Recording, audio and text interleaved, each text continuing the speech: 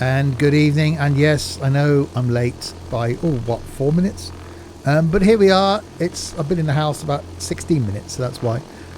We're back again. It's Wednesday night. We're back to do some more flying, continuing one of our journeys around the world. And this time a new plane for me, the Duchess, my first flight in this. And we're carrying on from where we got to last week, which was here. On wherever the hell this place is. That place. Nope, there. That's where we're going to. The Dominican, isn't it? That's where we are. Yes, Dominican. So that's where we got to last week. So continuing our journey around the little islands here before we head off down to the mainland.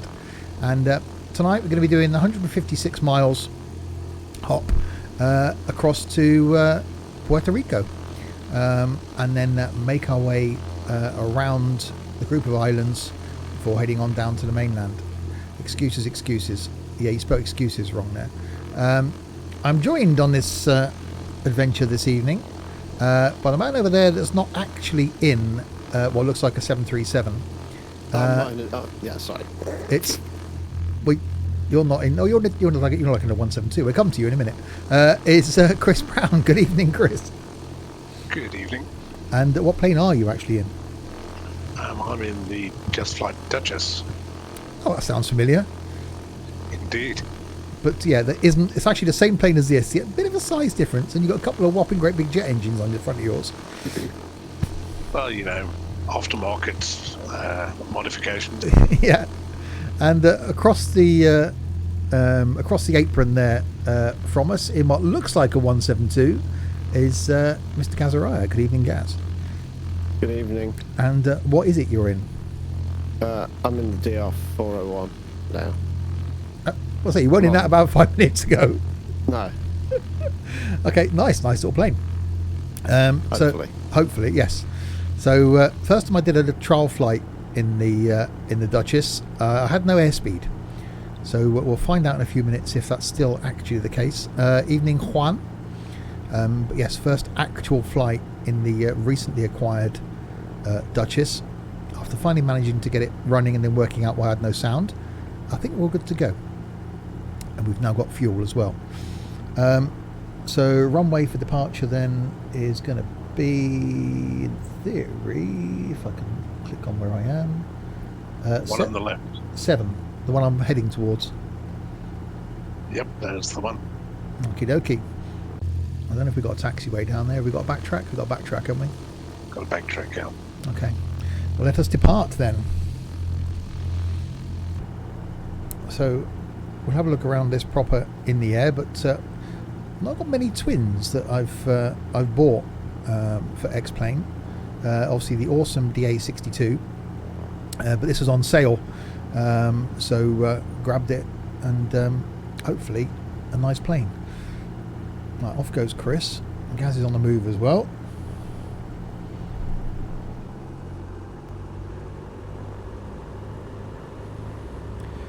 But yeah, we're interested to see if I do get any airspeed when I start moving. So I didn't on the test flight. We're all actually in small planes. We could probably go down the end of the runway and turn around and wait. Yeah, we should be fine.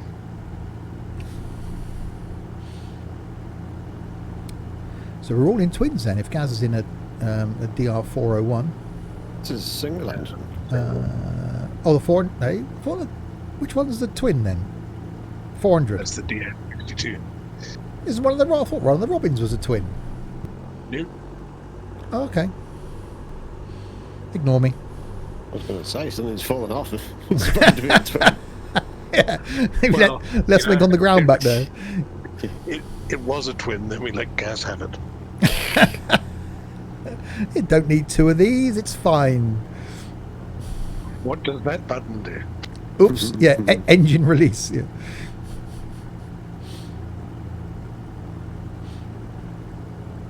Right. So every other gauges seem to be working. Manifold pressure isn't. Oh, yes, it is. Manifold pressure is working.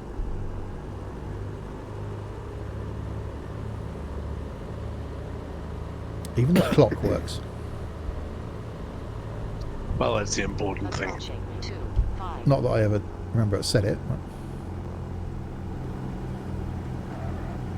So if you have no speed, you can just watch the ground go by, time it, and work out your speed from that. What's the problem? Chuck a bit of string out with knots tied in it. Yep, there we go. Or just just go flat out and hope you get there. Yep, that's the other approach. It'd be odd if it doesn't have airspeed, because there's no. I looked before I jumped in. There's no pitot cover on. Yeah, I was also looking at that when I loaded up tonight, and yeah, I don't think there's a way that you can block the pitot. I've got pitot heats on. Whoop, that's going off the runway slightly.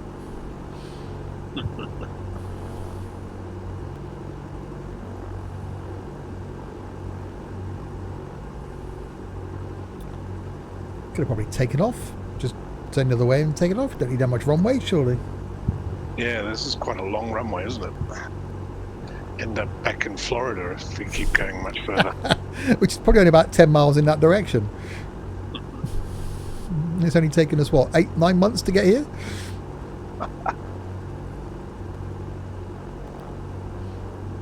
Well, we're starting to make progress on a Sunday now. That's we're taking some leaps forward there. We've got the Dash 8 flight this Sunday, so that'll move us along a bit more. Yeah, looking forward to that. Yeah, I am. I've got to install it, actually.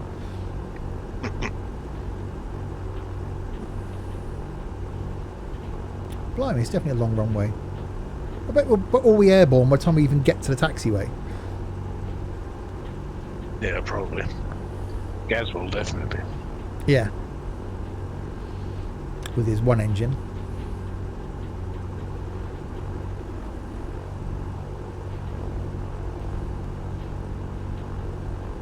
So I'm not going fast enough to register any airspeed, but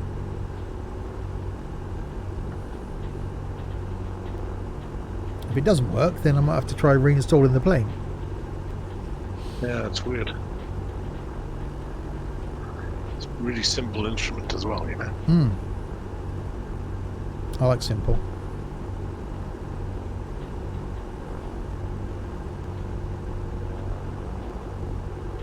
Okay, I can see on the map that Gaz is right next to me, but on my screen he's still over there, right next to the terminal building. That's No, really he's weird. right next to you, to me. Oh, he's good news, everybody. Sam isn't dead. Yay.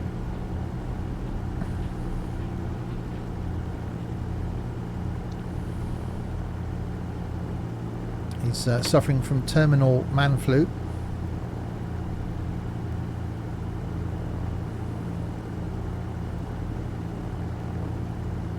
Okay, where's the parking brake? That one there, it says parking brake.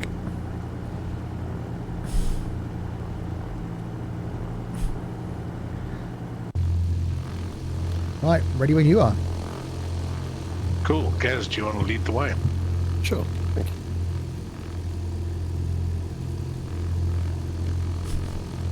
Two morning planes are roughly the same size. We've got this big difference. You're sat there in a 737. I've switched you out to a King Air and Gaz to the Grob.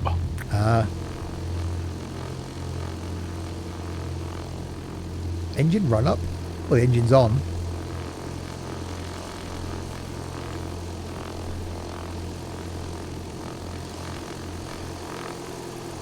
Oh, Quite liking the way it looks. It's quite a narrow body for such a wide plane. I think they could have eked it out in the cabin a bit more. You have to get really friendly with your passenger.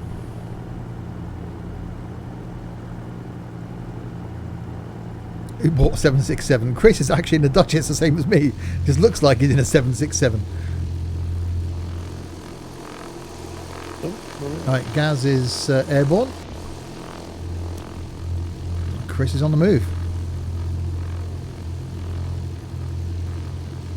So I'm just, saying this. If you were to tune your radio, Nav1 radio, into 115.8 and set your course pointer on the main display to 120, that would take, just saying.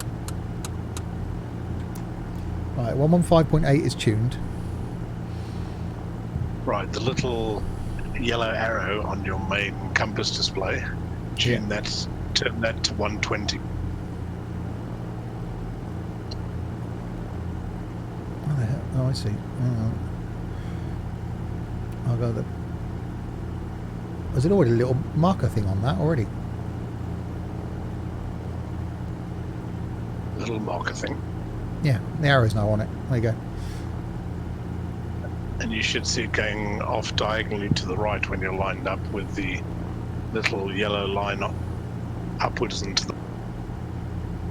We'll see what happens. Nothing will be as funny, says Sam, as the time I was on VATSIM and some troll was flying a helicopter displaying as an A380. That was Roxy on Sunday. He looked like an Airbus of some sort, but was actually an helicopter, so we had an Airbus doing VTOL.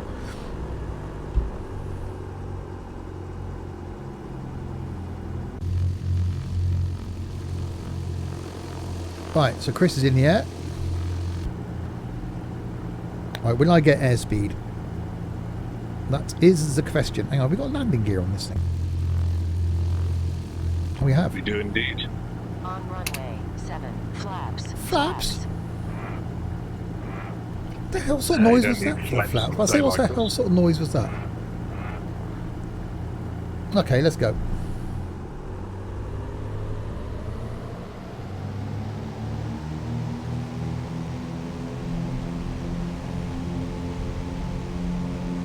Oh, airspeed's alive. Hurrah!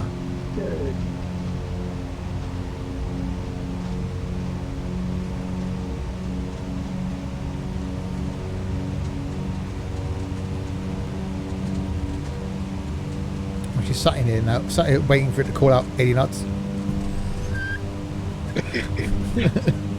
But no, that shows me I've had too much time in jets. Bloody Sam's fault. Right, gear up.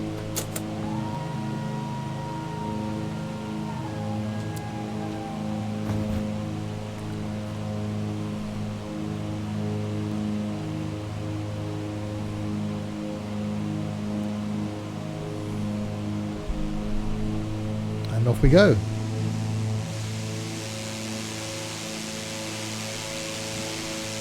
What can't I adjust my course? What will be stopping me from doing that? Nothing should really. What mode are you in? I'm flying. I haven't got autopilot on or anything.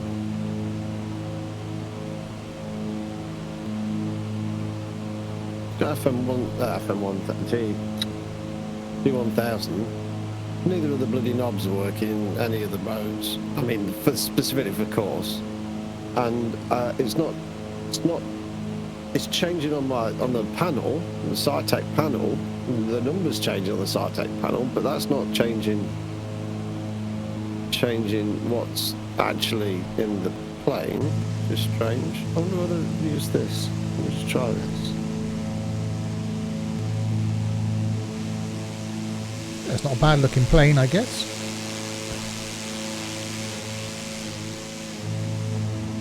Sounds quite nice. Oh, we've got a window. No idea. Course isn't working. I never use course. I just use heading. Do I? I don't need autopilot on this thing anyway. You point it somewhere and it'll just go there. Well, yeah. Space. Oh, have we got?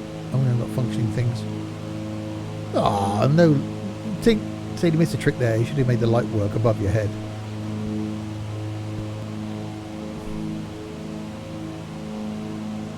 And that's a bit. Surely they could have put the compass on top of the dash rather than run it all the way down the windscreen to there. See, I could be an aircraft designer. We've got the outside air temperature one. Actually, I can see why that's there because it's got a probe outside. But what does that yellow knob do? What's that? Which yellow knob? Oh, the one underneath there. Yeah. Cabin air. Pull off. Oh, it's cabin air. The top one is demist, and the bottom one is... heat. Oh, okay.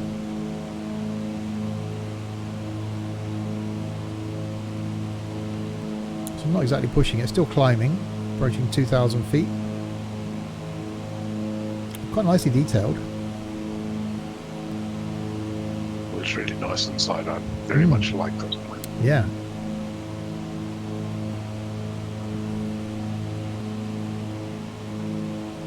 For north, steer 358. For south, steer 180. That's from 2004, though. Yeah, you might want to get your compass recalibrated. Yeah, everything's probably moved since then. Who knows where north is now? So, yeah, we've got Chris out in front of us, Gaz out in front of us. So here we are in, what's it called? FS Cloud. So this is where we are in the Dominican Republic, making our way across to Puerto Rico. Before we'll then follow the route that Lucat's doing and make our way around these islands towards Caracas and then Venezuela, and then make our way south. So then we'll jump into doing a few jet flights, because the eventual destination is down here, the Falkland Islands. That's where we are heading for. But then we'll carry on round and come back up through Chile and Peru and Panama, etc., Mexico, and back up to the west coast of the USA. And yeah, we left Miami here back in March, and we've made it to here. Which is probably about, even these planes, that's probably just a couple of hours flight from there to here, and it's taken us 8-9 months. But we did get distracted by flying across the USA and doing other things. But, what's the rush? Indeed. Falklands aren't going anywhere. No, they might change ownership, but they're not going anywhere.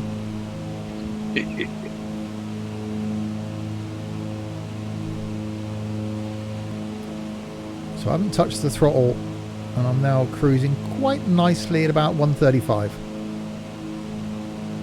Did you raise your gear? Yes. Because pull your props back to about 2300.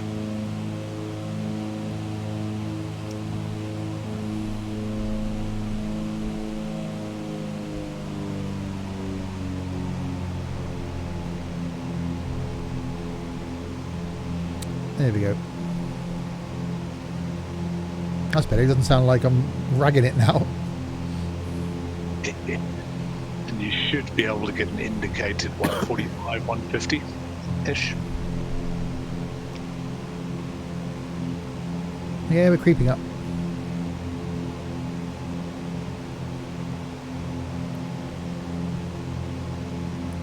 I'm about to blast past Gaz so quickly he might spin. Knock him out of the sky.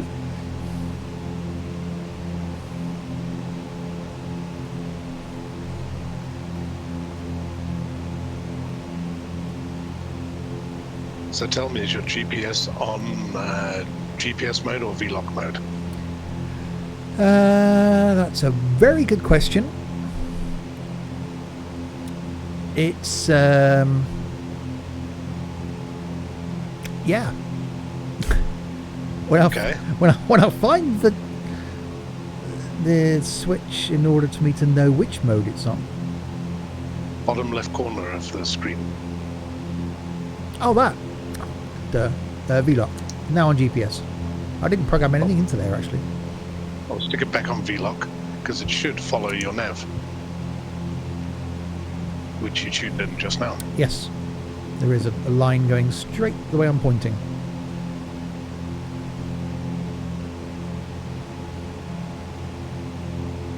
The system works, damn it.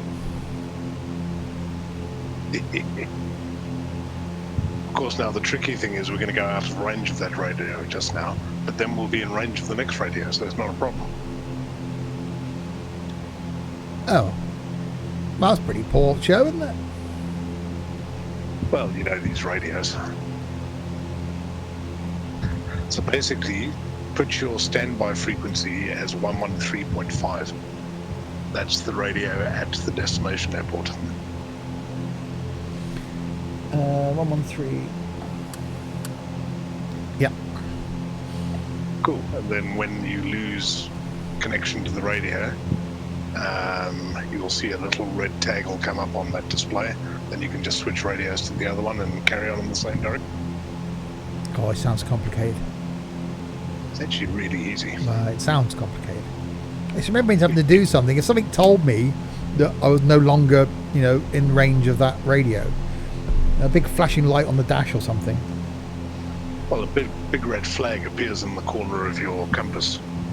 Oh, means I've got to look at the compass then.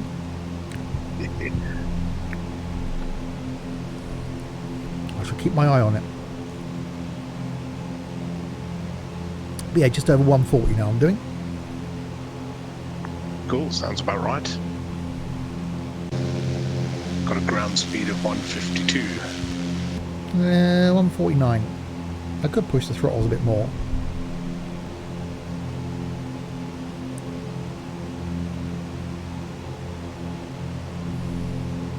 Yeah, but for once I didn't just want to push them all the way forward.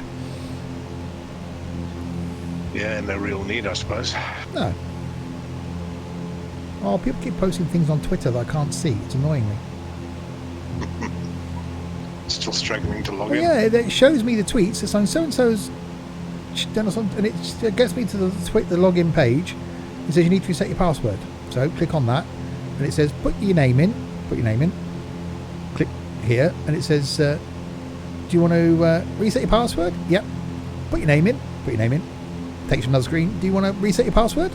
Put your name in. Put your name in. And you're just stuck in this infinite loop between these two screens, which apparently isn't an uncommon problem. Is that on your PC or on your phone? Everywhere. Oh, lovely.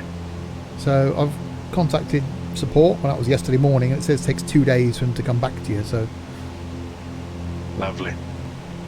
So now here's something interesting. If you look just under the shield, there's a little display there with some orange writing. there is. That will tell you your distance from the radio, the speed that you're going relative to the radio, and how many minutes away from the radio.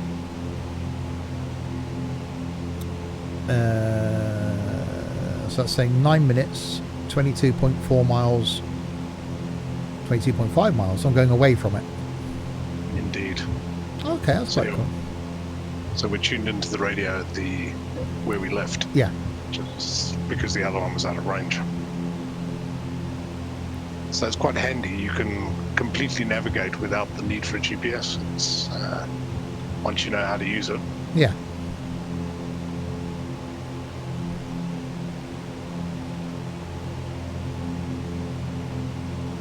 More things I've got to learn. Yep. Just imagine flying the 727 across Europe using only the radios to navigate. Wow. And landing up spot on the approach to Innsbruck. This can't be Steve's plane, says Nerf My Age. It has full fuel tanks and everything appears to be working. It is. Well, it's only full fuel tanks because I remembered that I had to put fuel in just as the countdown thing was running to start the stream. And Sam can't wait to fly his new bush plane on Friday night. Well, providing you're well enough, Sam, you could be dead. Terminal man flu. You might have to have a, in quotation marks, sick day. And sit yourself in your computer chair, wrapped up in a duvet and a hot water bottle. Did you get a chance to watch that Nolan video? No. That's quite cool. I will. Landing the 737 on a dirt runway. Very cool. I'm so far behind on. I've been hooked on the flipping Crown the last few days. That's all I've been watching.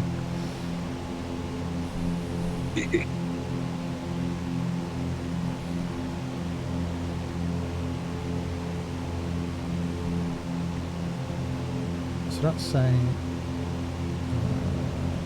That's true. I can't afford one with his bloody plane, but oh, you can't afford to take a sick day. Okay.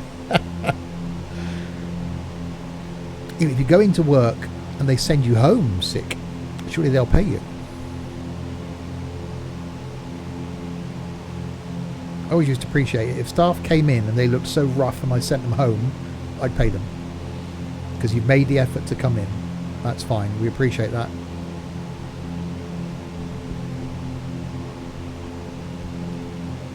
Rather than just, Monday morning get up and put your sick voice on.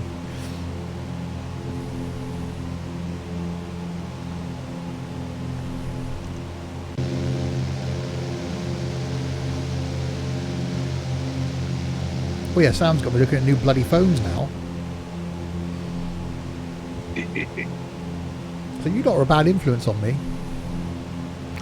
Do I play with mods? Not mods per se, enhancements really.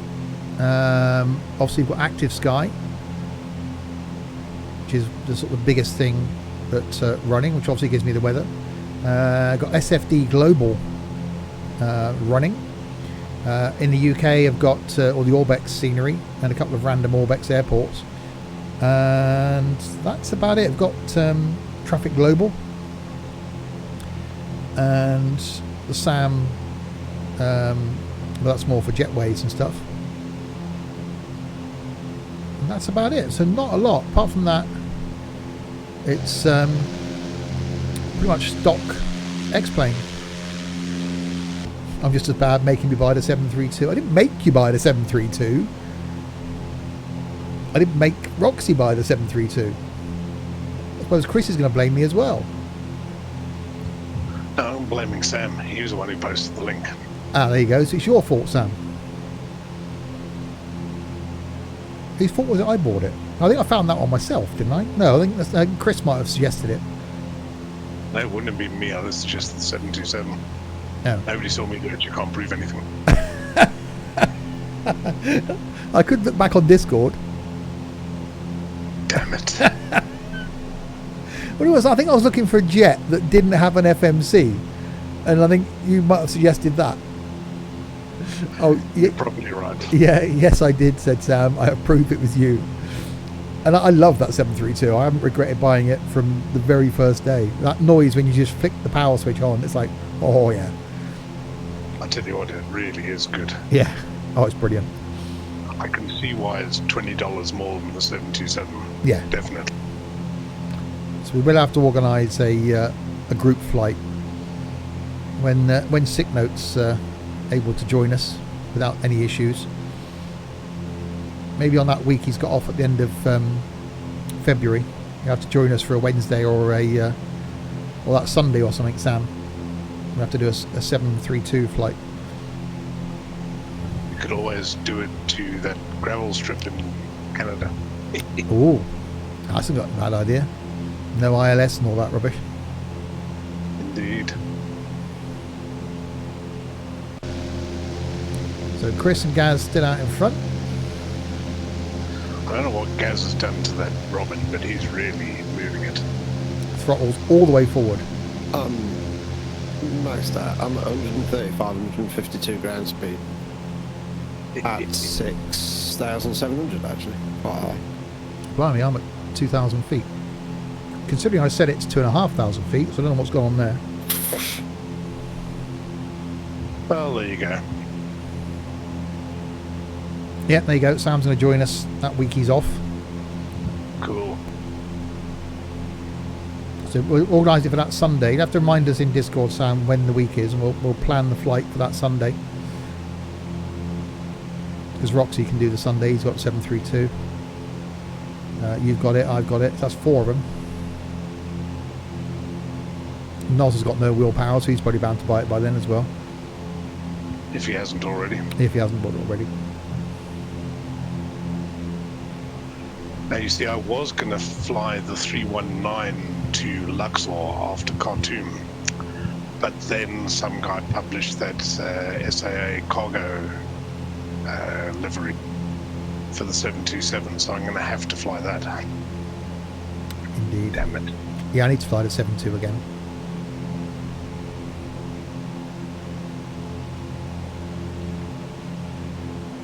So what's this?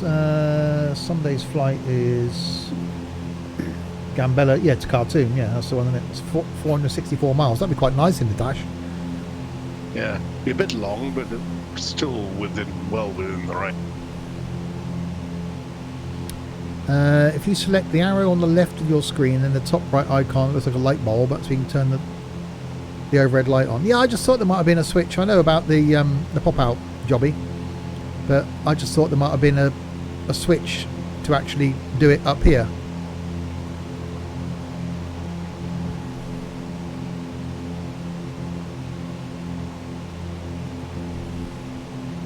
What's that one? What's the autopilot? Okay.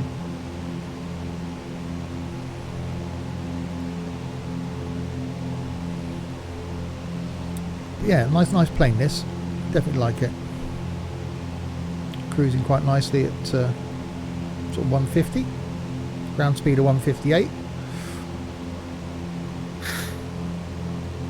Now, I'm actually quite surprised how quick this thing is, because it's only got 2 motors from a 172, and you know, it's not like it's a big fast twin like the Baron or the 3.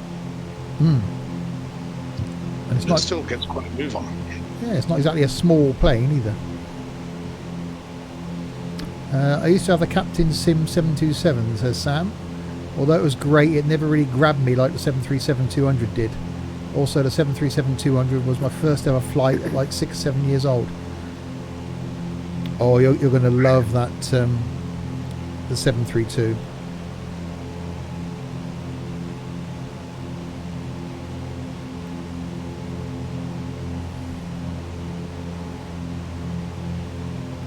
Should probably stay on after trucking on Friday again, because the after stream on Friday was pretty much as enjoyable, if not more so, than the actual stream on Friday.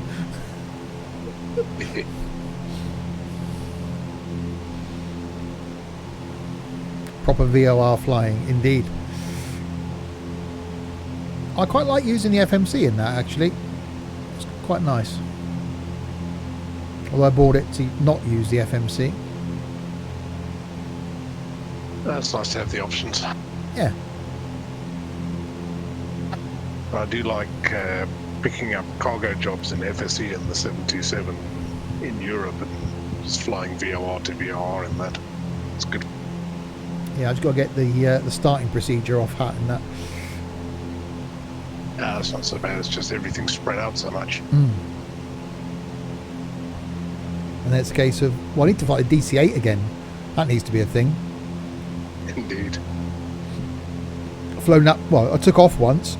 Never actually landed it yet. Well, you did. It was a nice float plane landing. Yeah.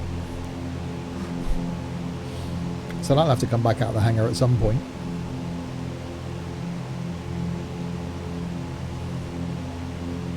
Can't remember how to start that either.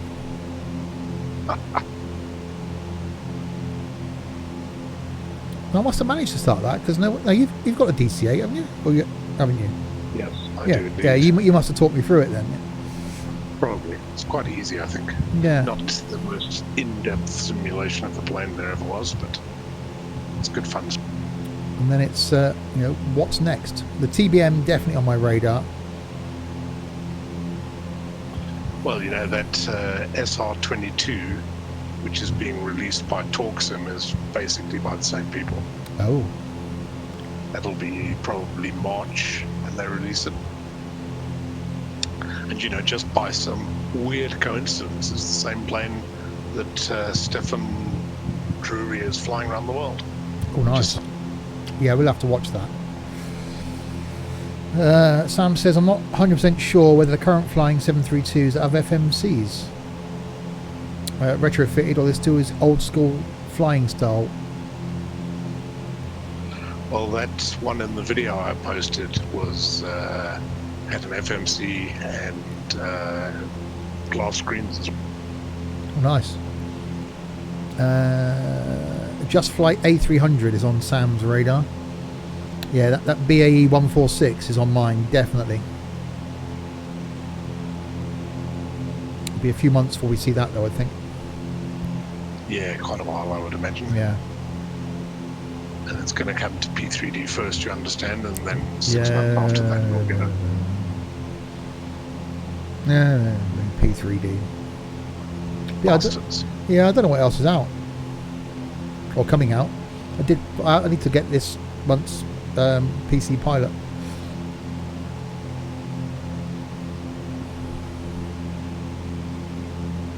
Well, there is that Cessna 170B. Yeah. I don't know what gap I've got in. I've got a couple of small planes now. I've got the 152, the P38. Then we go up to the sort of 172E sort of size. Got quite a few in that. A couple of twins. Then it's up from the twins. Nothing really between like the A62 and this sort of size twin, and then up to the Saab. It's a bit of a leap, isn't it? Yeah, technically you got the Baron, which kind of fits in between those. Okay. I don't think I've ever flown the default Baron. Yeah, it's not great graphically, has to be said. Or is there a paid version of it? There is a Carinator one, but I wouldn't touch that with a barge pump. Oh, okay. But then you've got stuff like the Cessna 310, which is awesome. I do like Cessnas, I must admit. Cessnas and Boeings are my thing. Just don't tell Sam.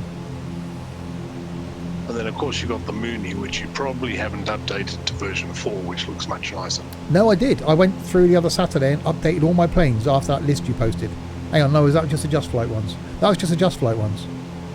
No, I did do the Mooney, I'm sure I did. I was switching it over to the Yes, X-Aviation store. but yeah, no, I did do that because you got to put your code from one into the other one.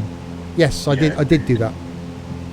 Well, you need to give the Ovation, not the Ovation, the Acclaim a go in that, because it's really a lot nicer visually than it. It did always sound nice.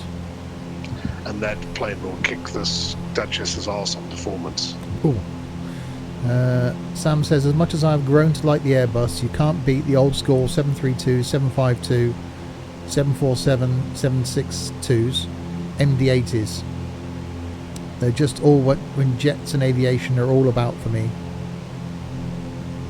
This is the Duchess. And rather nice it is too. My first flight in it.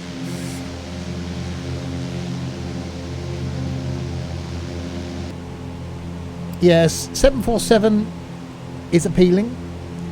And then I've got the 76. Yeah, I got the 767. Haven't I? Yes, I got the 767. So I'm only really missing the 74 and the 75 until we get a decent 777 and the 787. And then it's going back to 707 and stuff. I saw that there's somebody else producing a 747-200, which nice. could be very. That does look okay, says Sam. And you had to go and mention that bloody 310L, Brown, says Sam. Yeah, just one thing. That 310L actually has a bug at the moment, and there doesn't seem to be any movement to fix it. So rather look at the Milbers 310R, which is also an excellent. I actually rolled my 310L back to a version I had downloaded already because I just couldn't live with the bug. Basically, the autopilot doesn't connect to the servos, it connects to the actual yoke, and it bounces you up and down when you're on autopilot, which is really annoying. Oh, that's not good. I mean, something like a 310, you're going to be doing long trips because it's so fast. And if you're going to be doing long trips, you're going to want to use the autopilot when you're in cruise. So it becomes almost useless, you know. If you're going to do a short 50-mile hop in a 310, it's going to be over in 15 minutes, so what's the point? Yeah, you wouldn't take a plane on that sort of journey, really. Yeah, Sam's confirmed as well. He says there's a 747-200 in development. And yeah, Milvers are very good. Yeah, that Milvers 310R is awesome. It doesn't quite have the how can I put it, the soul of the 310L, but the 310L just doesn't work at the moment. So, you know what? Well, I've still got Twitch money left. Anyway, I must nip off and tell Mrs. Alpha Mike how poorly I still am. Yeah, just go downstairs and go. I don't feel very well. Just sit on the sofa and feel sorry for yourself. As any bloke with man flu does.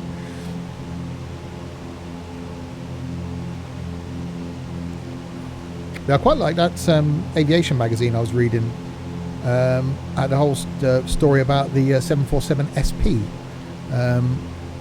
which was quite an interesting beast, and still a few flying as well. It's quite interesting reading that. I never actually thought of buying a sort of real life aviation magazine.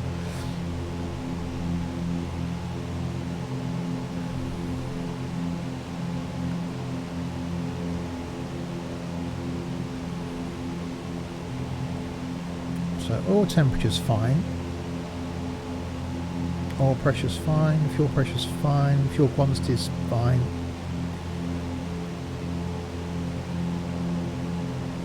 Alternator load 50%, that's quite cool.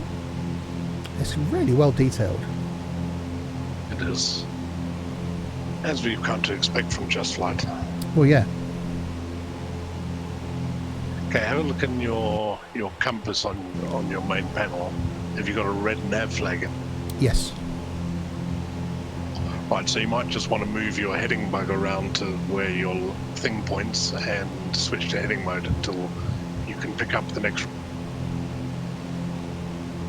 Well, they're both in line with each other. Heading bug is actually where the top where the arrow is. Awesome, and just switch to heading mode. And it will just carry on flying the way it has been. It will anyway. If you lose the signal, it will just carry on flying straight. Cool. I finally got past Gaz. I should back off a little bit. I like the fact that I keep looking at now, after someone mentioned it on a plane before, that the headphone jack works. So you click on the headphone jack and it all goes quiet as though you got headphones in. That is really cool. I like that.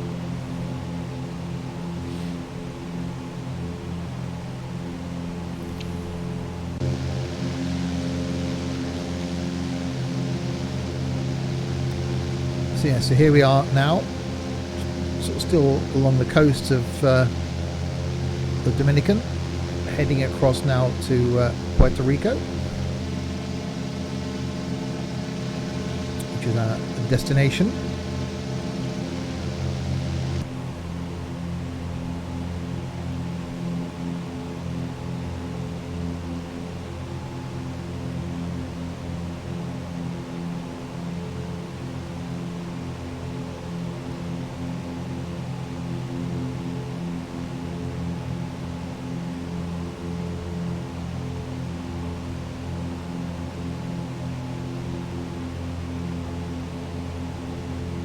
Yeah, I still want to get a decent, real old school sort of DC-3 that's well modelled. I know there's that one that you've flown in X-Plane.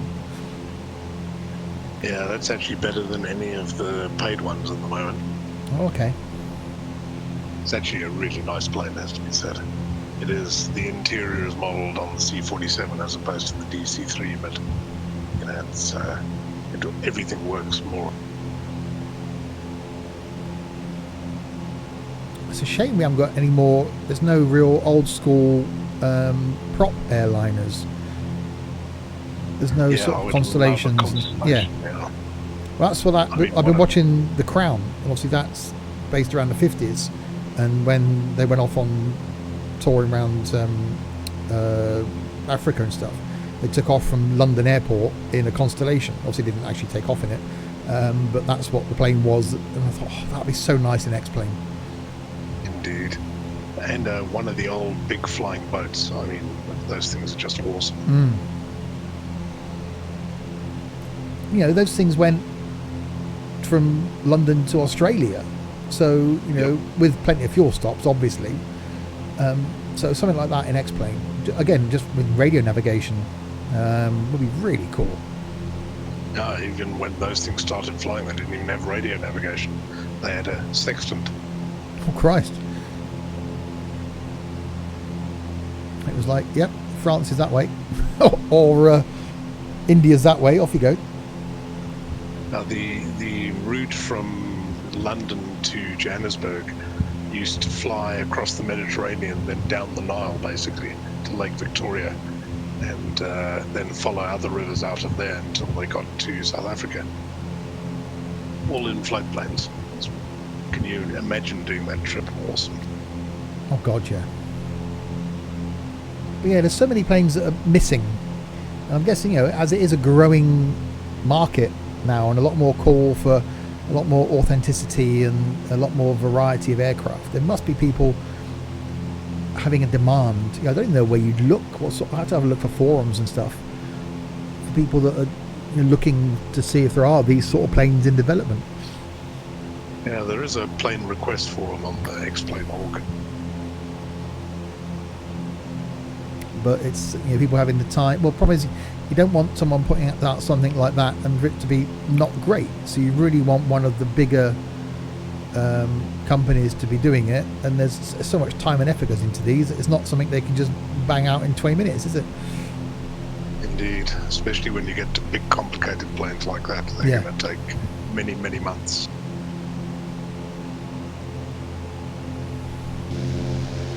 And I mean, can you imagine flying like one of those old flying boats which had 5 people flying them,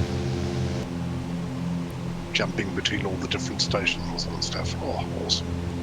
Proper flying.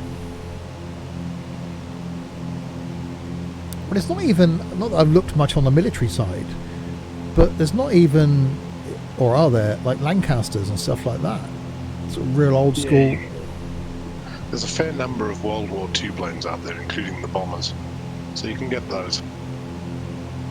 Not that, although some of those were converted for civilian use after the war. Yeah, I think the B-25 was actually quite popular as a civilian transport. So that, although being, if there is one, or, you know, being military, that with the right paint scheme on, you could almost do a civilian flight in.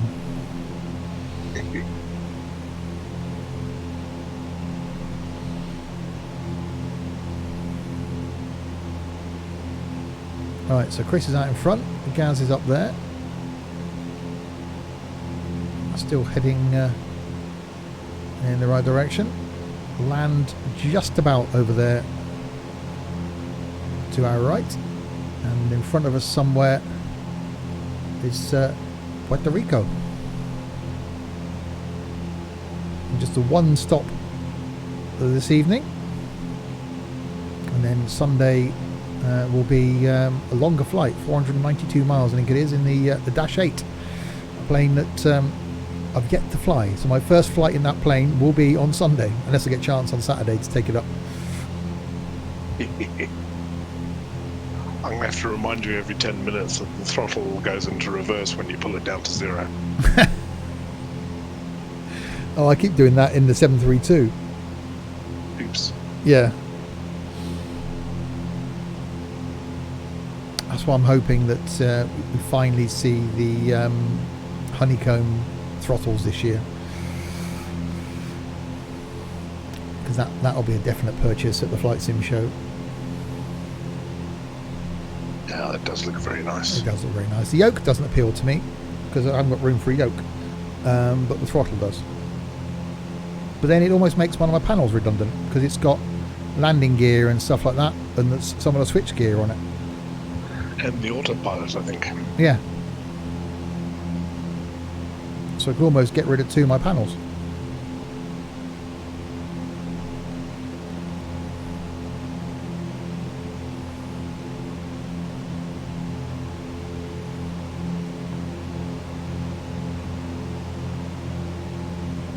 What's it like in the back? We've got much leg room back there. Let's go back there.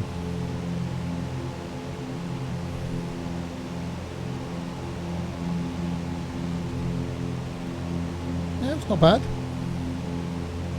There's also loads of space behind the rear seats, which is odd. I mean, why not have more seats? Yeah, you could get another row in there. There's a cargo door at the back.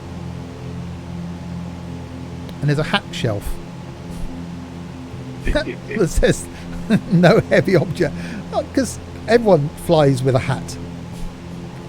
Well, of course. I mean, really. You mean you don't have your hat on? No. A hat? Okay, well, no, that's a thing. Sorry, dear, I had to buy this plane. Why? That's where I put my hat. It's funny, if you're wearing a hat, you have to. So you take it off, you throw it back there, and oh, I've got to put my hat back on now to get out of the plane. Clamber across the seats and get your hat. I think they've obviously done that to stop people putting heavy things on there, which is what it says, no heavy objects. Right, you should now be in range of the next radio. So flick your nav radios over. So 113.5 is Oh, yeah, the line's moving around. okay, and then you can switch back to nav mode, and the plane should turn you back onto the exact heading.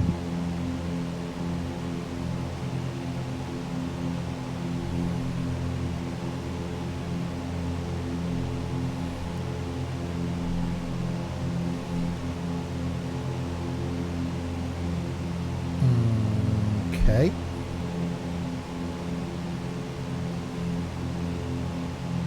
It should basically turn you towards the way that the yellow line is off center. So as it's off center to the left, it should turn you left to try and intercept that. Yeah, that's what it's done. Now the interesting thing is you can actually turn the pointer until the line is straight, because as you turn it, it's picking up a different radial, and then you'll be basically heading straight for it on the new set. So you don't have to intercept the old line, if that makes any sense. Probably not. It takes a while to get used to, but So if I left it as it was, it basically like getting myself back on the line using like the G1000. It will go along and then intercept it, and then it will turn right again until it lines itself up. yeah. Or you could turn the little dot thing until the line goes straight, and it's then like doing a direct to from where you are. So either way, it's going to follow the line. It'll just be what angle are you going to approach that radio from. If you left it where it was, you'll approach from 120 degrees. But now I've turned mine, so I'm now approaching from about 117 degrees. Just for a slightly more direct route. Yeah, that's confused me now, because as I turned it, the plane could have moved and the line moved. Yep, it will do that. Oh, You God, can just keep turning until it goes straight. It's no, fine. I'll just I'll let it do its thing. That's confusing. I can see, yeah, I get the logic of it, but that's just confusing. I'll leave it until actually it will turn itself, which hopefully it does. So now here's the one interesting thing, is that just to the south of where we're going, there's another radio. If you were to tune that radio and say, put in a direction of, I don't know, 160 degrees, you could, on your second radio, you could then wait until that line lines up and then switch over to the VLR2, and the plane will then just turn towards the new radio without having to get to the first radio, if that makes sense. So you can actually have any random point in the sky between two radios and use that as a navigation point. Oh, blimey. Okay. So it's actually really very flexible. You've just obviously got to plan your flight in advance. So how would I know that the next radio is in range? There's nothing that alerts me of that, is there? Basically, the radio itself, the dial displays a red tag if it's not in range. Yeah, but what about when the next one? So if when that one isn't in range, fine. I then switch to the next frequency. How would I know? I suppose the dial would move, the arrow would move, wouldn't it? Yeah, and the little red flag would disappear as soon as it picks up a signal. When the next one's in. Otherwise, you just keep flying in that direction until it picks one up. Okay. Indeed. No, I get that. I do seem to be flying off a bit of a tangent, but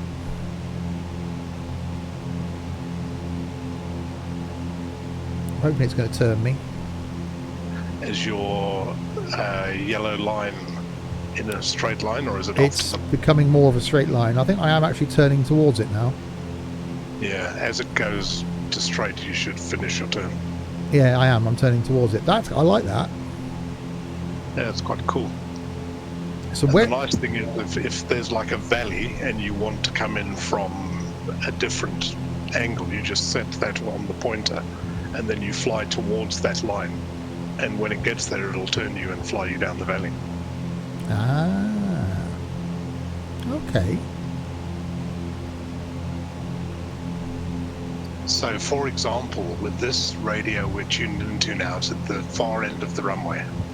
So if we were to set the pointer to runway heading, which is 85 degrees, you could then fly towards the south until it intercepts the 85-degree line, and it'll turn you directly towards the runway because you set the pointer to the runway heading.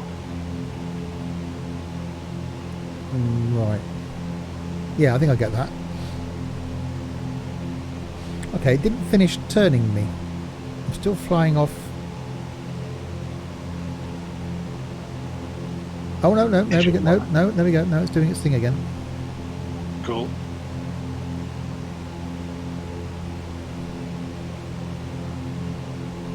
Sorted, yeah, lined up again. Okay, but that's at the end of the runway then, though, isn't it, you said? Yeah, so if we just continue like this until we get there, we'll end up at the 26 end of the runway. And we'll carry on flying in a straight line because we haven't done anything. But if we set the pointer, let's put it this way, if we go into heading mode and we change our course to something along the lines of 160, so we're heading in a southerly direction, and then we set the pointer to 85, as soon as we cross the extended runway line, it'll turn us to the left, if we're in nav mode of course, and then fly us directly towards the runway. Okay, but you have to then switch from heading mode for the 160 to nav mode for it to then turn you. Yeah, once you are flying on your new heading course, then you turn on nav mode and it'll wait until it intercepts the line before it turns you. So Of course, yeah, I'm with you. So you just use heading mode to go into your new heading which you want to fly in, set your radio and set your pointer, and then go straight back into nav mode and then just wait.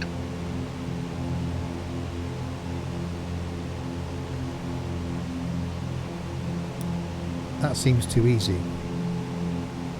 That's how easy it is. It really is.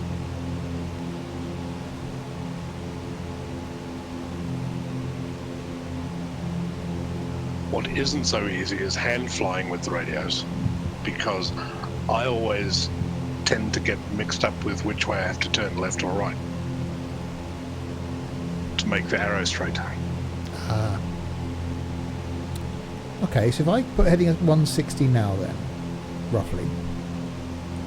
Yeah, it doesn't have to be exact. No, just to get me going that way. And then... Right, then change the yellow line so it's pointing to 85.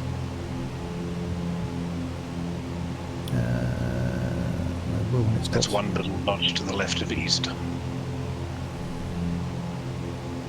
So the yellow arrow to 85. And then you go back into nav mode. Yep, and you should see heading and nav should both be on until it intercepts the nav, when heading will turn off. Yep.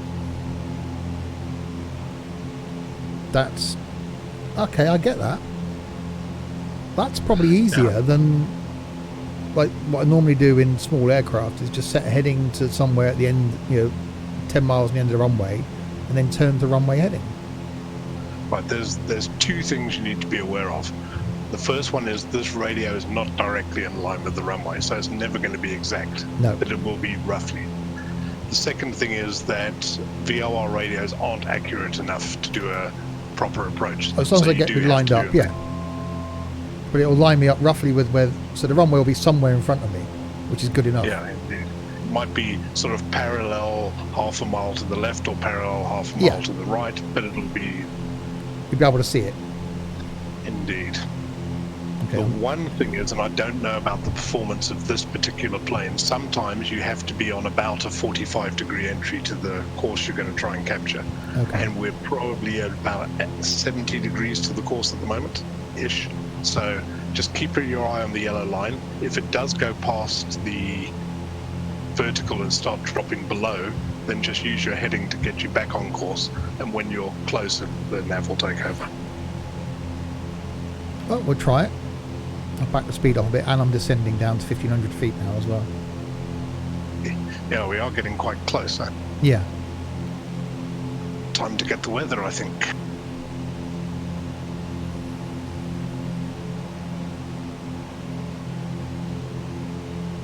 Oh, I'm going to have to play around with that. That's quite... I didn't realise it was that... Certainly the landing part. I get the vagueness of it, and that's fine. But I like that.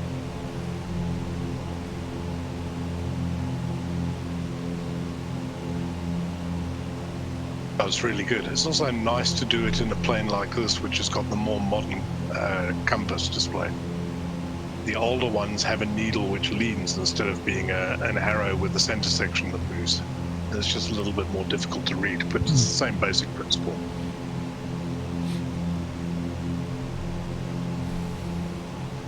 Yes, in theory we could have trimmed the direction, so it could have probably gone at sort of 150, something like that. Indeed, and you probably still can. I mean, you're still technically in heading mode until it captures it.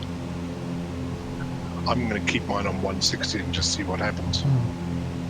Because I'm just keen to find out how capable this autopilot is in this plane.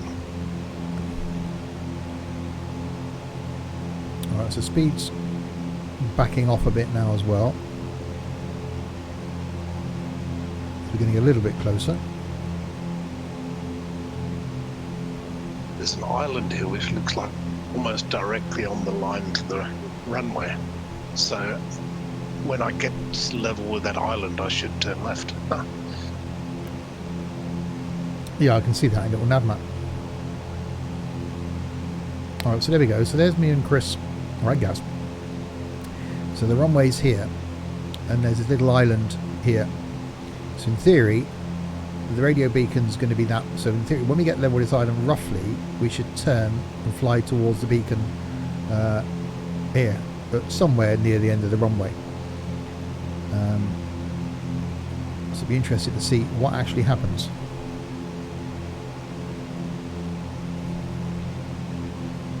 So that line is pointing towards the runway heading.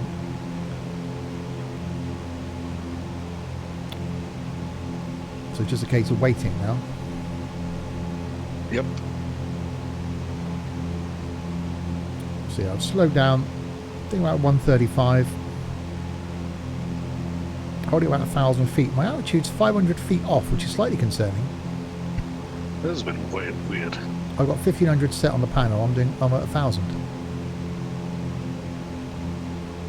I know this plane doesn't have an altitude capture on the normal version, so maybe it just doesn't like your... Doesn't like the panel. Yeah, I was going to put the panel on because I don't use them on jets, but I thought I would just to see if it worked with the plane.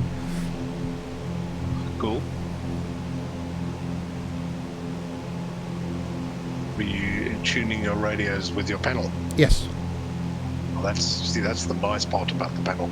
All the other switches I can live without. I can just do it in the plane, but the radios, it's so fiddly to use the little knobs on the GPS to tune a radio. Yeah, and the radio panel is the one I've used the least, but if I start doing more flying like this, then I think at the moment it's up to the right of me, but I might have to move it. And it is quite handy because obviously you can use it for comms and nav. Indeed. Right, my yellow line is dropping and I'm turning. There we go. Ooh. Awesome. Shall wait to see what happens with me then.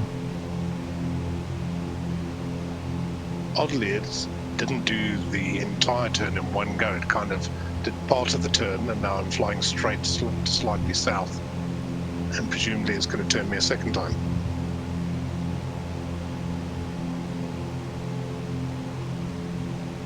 If you're watching this on YouTube and you ever fancy joining us for some of these group flights, we do fly in a variety of aircraft, from stuff like this down to smaller stuff, sort of Tomahawks and 152s, etc., up to old school jets and the likes of we were talking about earlier, the 727, 732, and more modern stuff as well, like the 737, 700, and a whole variety of stuff in between. So if you want to join us for some of these flights, so the regular ones are Wednesday night and Sunday afternoon, but the occasional Saturday night jet flight as well. So check out the Discord server, which will be linked in the description below, and join us for some flying. Always keen to have new people join us, and it doesn't matter if you're a noob. We are going to plan a back to basics sort of 172 flight in the next couple of weeks, and want to do that with the trucking streams as well, to do just a bog standard vanilla trucking stream. So keep an eye out for that. So if you want to join in with some of the multiplayer fun that we get up to, check out the Discord where they'll all be linked. And we won't even force you to use radios to navigate. No, exactly. But if you had told me a year ago that I'd be setting up FMCs and navigating by radio, I'd have gone, no chance. Right, well, I'm turning now. Awesome. So I'm following the same as you. So yeah, it's turned me once. I'm guessing it'll turn me again then. Yeah, I'm approaching the point where I should be turning a second time in about a minute, I think. So I'll back off the power a bit more. And now I can see I'm 23.1 miles away, doing 120 knots, and it's going to take me 11 minutes to get there. Happy days. Good evening, Chaos. You're not going to believe this, Chaos. I don't know how long you've been watching. I'm navigating by radio. I know. It's a thing. It's happening.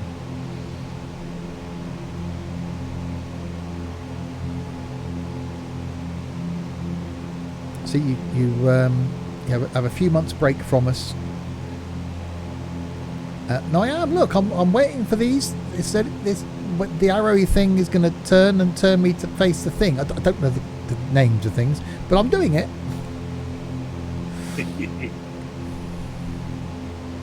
Steve, say course deviation indicator.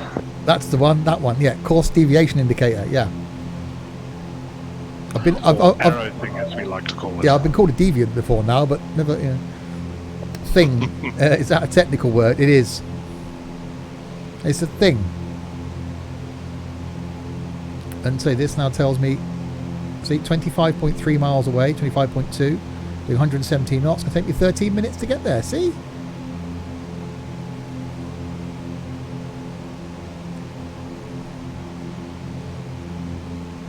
See, when you're ready to come back flying with us, Chaos, we'll all be leaps and bounds ahead of you. We still bugger things up, obviously. Because that's never going to change. Flight's not over yet, huh? Yeah, we haven't landed yet. My sat-nav does that, but I don't use the radio to steer. Well, you know. Chris maybe did. I had no choice. You might end up at Radio 4 or something. Well, he is old now. Indeed.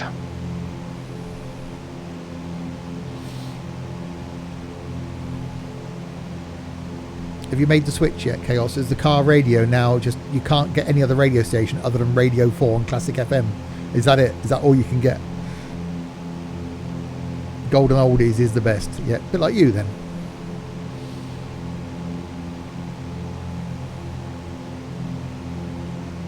I've been listening to John Mayall and the Blues Breakers, which has been rather good listening. Yes, 22.2 miles to go, 11 minutes. So, yes, so the radio is at the end of the runway, roughly. Where we're heading for, so it's just heading us in that direction now. I'm doing a rather good job of it. Is the radio going to land you? No, it'll just end up pointing you roughly in the direction of the end of the runway. Well, if we had ILS, we could switch to that frequency and land as well, but we don't. So there you go.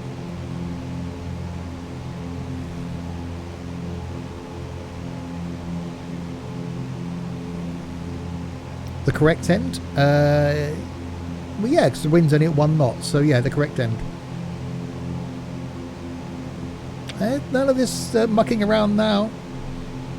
Unless you were watching Sunday's stream. Oh, there you go, it's turning me again. The question on Sunday isn't how, if you're going to put the plane into reverse while you're flying. The question is how many times you're going to. And although you may land on the runway, can you stop on the runway? Oh, that's easy, because you will put the plane into reverse even if you didn't want to. Yeah. Which I think between Saturday's and Sunday's flight, I think a couple of us ended up off the end of the runway. I came in at like 260 knots in the 732 on Sunday. So hit the runway at 260 knots and surprisingly didn't stop by the end. I wonder why. Yeah.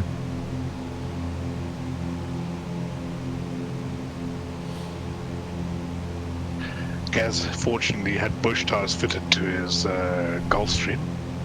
Yeah. And water wings, wasn't it? Now, I think he was okay on the water, but he did go also a little bit past the end of the runway. That's normal. Yeah, I thought that was the correct way to land, says Chaos. Yeah, exactly. Just flat out. And if you're Pineapple, just keep it flat out while you're trying to taxi as well.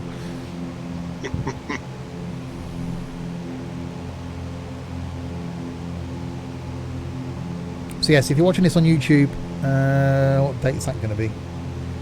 It's about the 16th of February or thereabouts. Over the coming week or so, or next couple of weeks, we will organise a back to basics flight in 172, doing a nice easy flight somewhere we don't need any extra scenery, you don't need any skills. So if you do want to join us for some flying and you've never flown online before, or even not really sure on flying from point A to point B, you don't need to have X-Plane.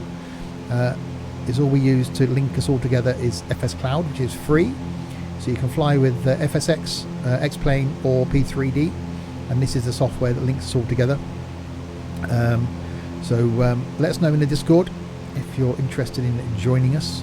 We're happy to go through the basics of flight with anybody new, and trust me, once you get into it and realise the enjoyment of flying in different places in the world, different weather conditions, in different aircraft, it gets you hooked. I'll tell you what, I think this is the first time in this whole trip that we've had really nice weather. Yeah, we've had rain, all sorts, haven't we? Yeah, rain, wind, all kinds of things, and this is just a lovely clear day with no wind and perfect. Oh yeah, Chaos says, is Chris going to do that and I'm going to voice over the video? That's a good idea. I could do that, couldn't I? Just get Chris to record some great landings and takeoffs and stuff, and I'd just do the voiceover bit. Sounds like a plan there.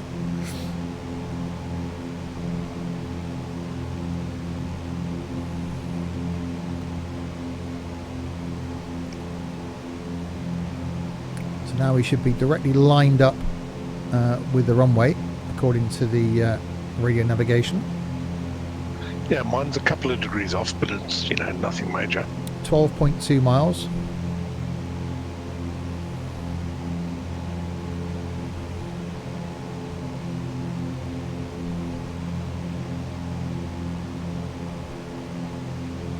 So I've slowed it down slightly. Now do about 120 knots.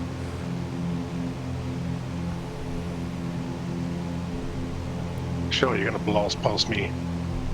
I've got 90 indicated. Yeah, I'm going to slow it down again. I'm going to bring the props forward now as well.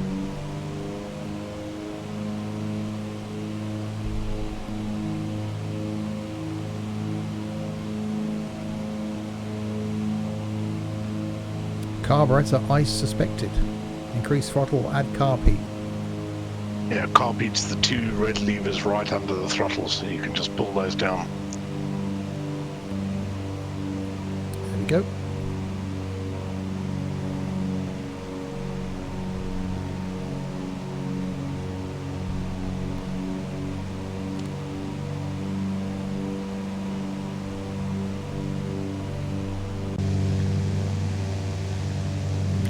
there somewhere. There's a runway.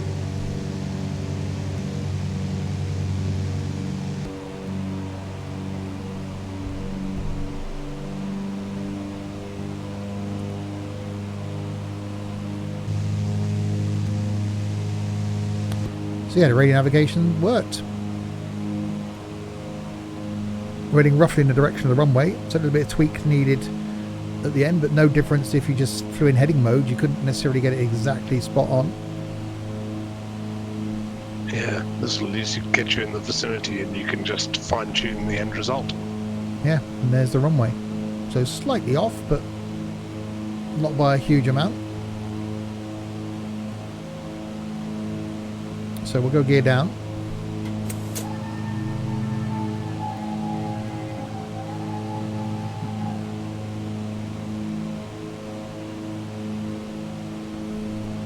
And it looks like Gaz has arrived safely.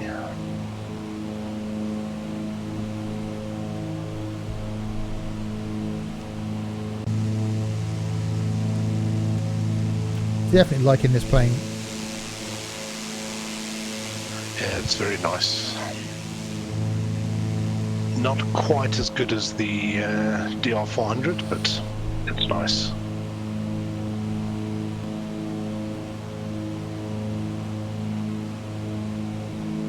So yeah, Sunday's flight is going to be set a Dash 8.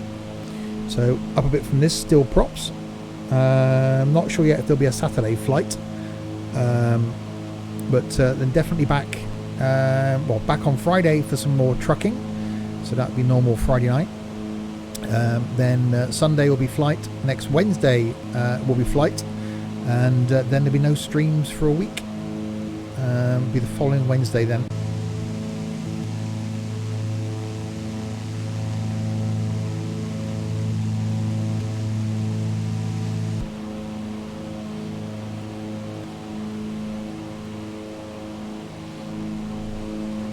Right, let's turn the autopilot off.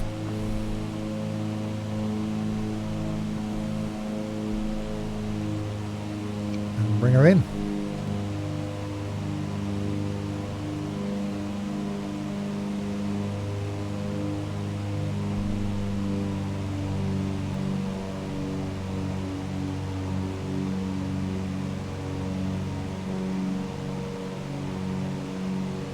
So we'll carry on from here next Wednesday. Flaps. Harmac, thanks very much for the follow. Approaching 8.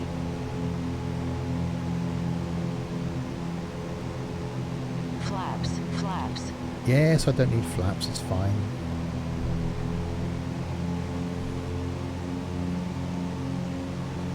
Unstable.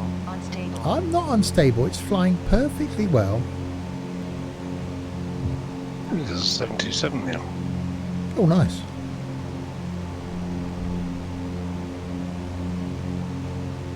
So yes, once we know what the leg is for next Wednesday, we'll post that. Not sure how far we'll be going. Chances are it'll probably be a prop flight again.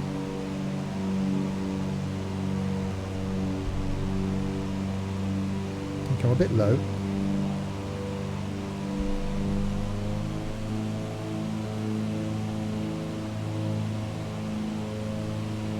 I think next Wednesday we'll probably end up in the US Virgin Islands. Maybe after a little visit to St. Croix. Oh, nice. Yes, my altitude is minus 100 feet.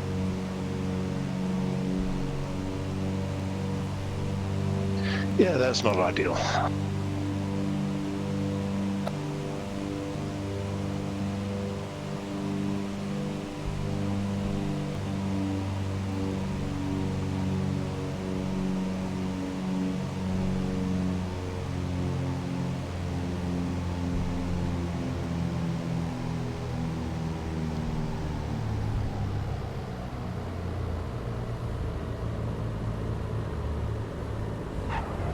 Great landing. Not quite Nice. buttery, but I'll accept great.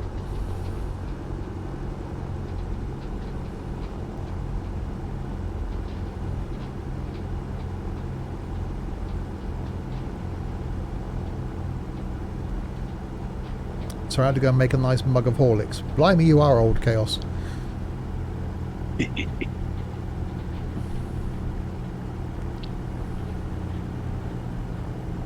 Oh yeah, FedEx liveried 727.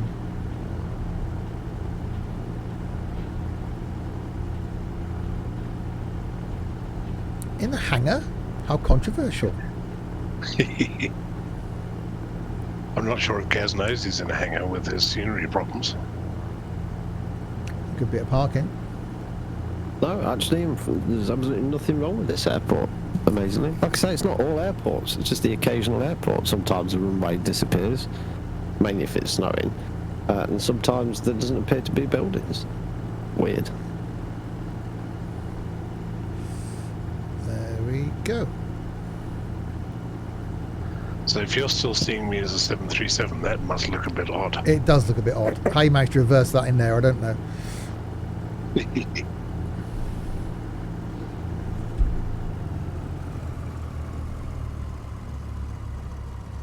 Oh, it even sounds nice There when, we go. when it's idling. And fuel off. And I'm guessing we can open the door. Oh, 2 doors. I'll get this for a fancy plane. And put the chocks and stuff on. There we go. I can shut the door now because I'm out. That's quite nice. So there we are. So we'll end up back here next Wednesday, where we'll carry on towards the Virgin Islands. That's quite a way, though. Okay, but anyway, the plan will be posted. So Friday night back with some more trucking, and then possibly something Saturday, but definitely some more flying next Sunday, where we're carrying on our other flight, which is going to take us from flight plans Gambella to Khartoum. So that's Sunday in, say, the Dash 8. My first flight in that, so that's going to be interesting. So my thanks to the man to my right in the 767.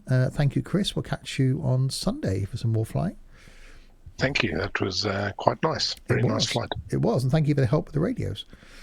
No worries. And to Gaz, thank you, Gaz. We may catch you either for some trucking or some flying at the weekend. Yeah, maybe both, possibly. Okie dokie. So there we go. Next stream from me then. Trucking Friday night at 7 p.m. Thanks to everybody that's chatted, and thanks to Hamek for following. Enjoy your Thursday. We'll catch you Friday. Until then, say good night, everybody. Goodbye. Good night, everybody.